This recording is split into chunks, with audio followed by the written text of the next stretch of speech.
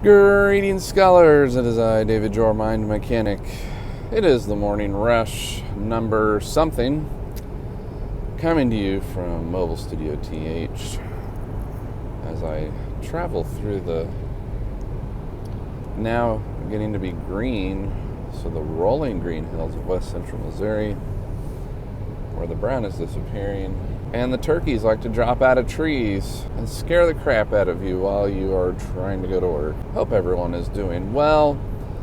This morning, what do I want to talk about? Well, I want to talk about something that relates to me even and might relate to you.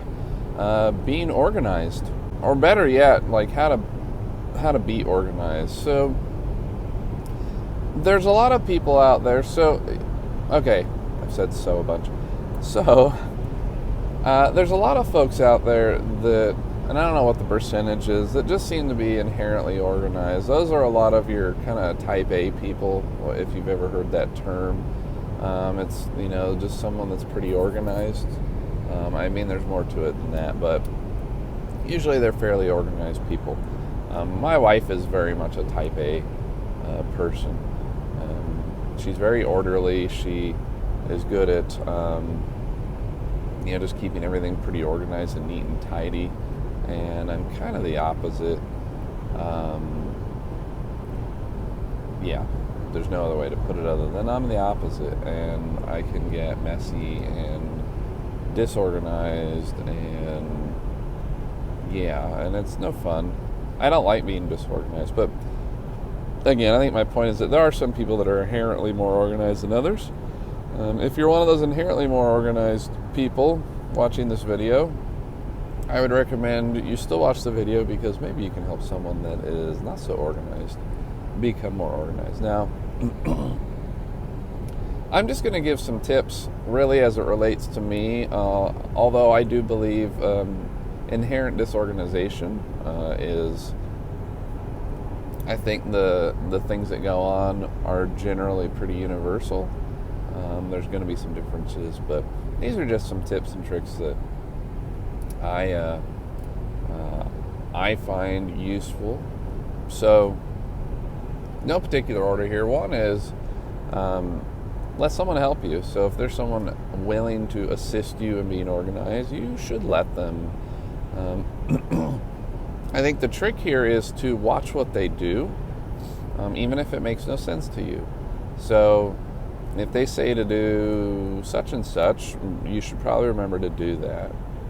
If they have a way that it's organized in their head and they're an organized person and it seems to be okay, maybe you should try it. I know this is very simple stuff, but sometimes we don't think about it. In the middle of our chaos and our disorder, we don't always think about it. So one, have somebody help you, or somebody's willing to help you, let them. Two, don't keep crap. Like, don't keep all the stupid stuff, the trash, just whatever it is. I used to keep a lot of extra things, not in a hoarding kind of way, but just I used to keep stuff. So I would say get rid of things. So if it is not, so there's a couple of categories here, I think. Anyway, if you've if it's a seasonal item that you do use every year, but it's only like a few times a year, but it's kind of useful, like a snow shovel, like you don't want to get rid of one of those, unless there's no snow where you live.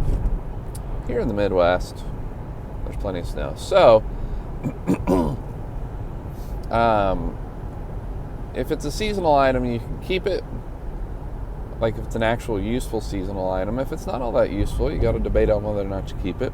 If it's something that you haven't used for 6 months and you don't anticipate even using it, whatever it is, you should probably get rid of it. Sell it. Get on the internet and sell it, or give it away.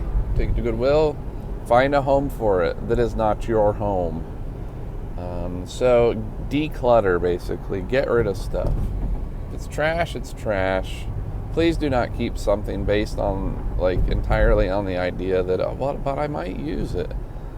I have a handful of things that out at the farm that I keep, and it annoys me too. I don't know if my wife realizes that it annoys me too.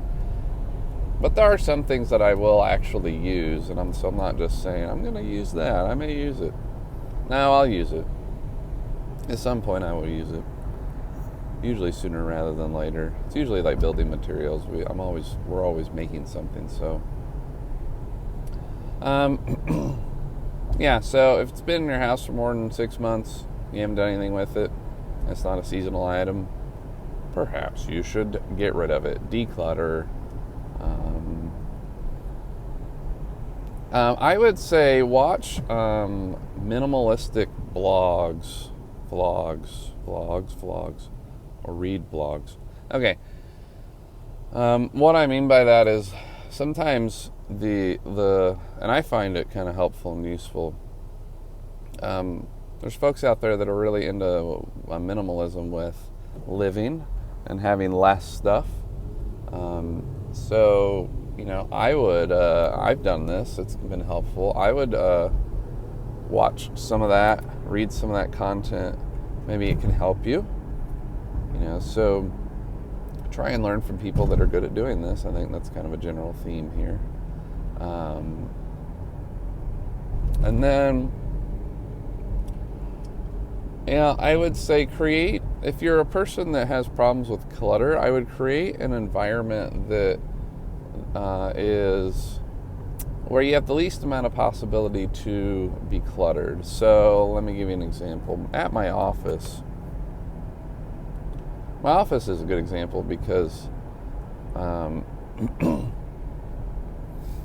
only have 2 drawers in my office. I have like a file cabinet, and I've only got 2 drawers, and some things are cluttered, but I only have 2 drawers. And the reason I only have 2 drawers is because I want the least amount of area for me to be able to collect anything and to have clutter. Now I've still got I'm mad about it. I've been trying to declutter because I need to do some stuff in my office, but and I have been getting rid of things, but I think my point is I know myself, and so whenever I had moved my office, I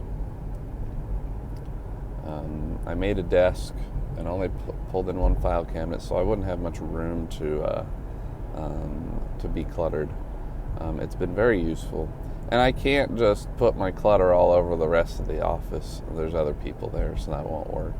So I have to kind of take that into account. And I think the other principle here is get to know yourself. And what I mean by that is you really need to realize who you are in terms of stuff and clutter and organization. I just know that if I had more drawers in my office, I would put crap in them and it would get stupid messy. That's just the reality. Or I know that if I don't do this or this, or if I do this or this, it's either something will make it better or something will make it worse. And you've got to account for that in yourself. So those are some tips. I hope they were semi-useful. Yeah, that's a weird looking thing. I wonder what that's about. Looks like somebody put an entrance to a storm shelter, but that's not what it is. Or a bunker. It's a bunker in the middle of town. Yeah, that'd be funny. If you like this video, give it a thumbs up. If you like what I'm doing here, I'm about to set up a Patreon page. So if you like what I'm doing and want to encourage me to do more and do better, please join me in that endeavor. Tell your friends. But mainly, if you need some help, contact me, hit me up. And don't forget to subscribe.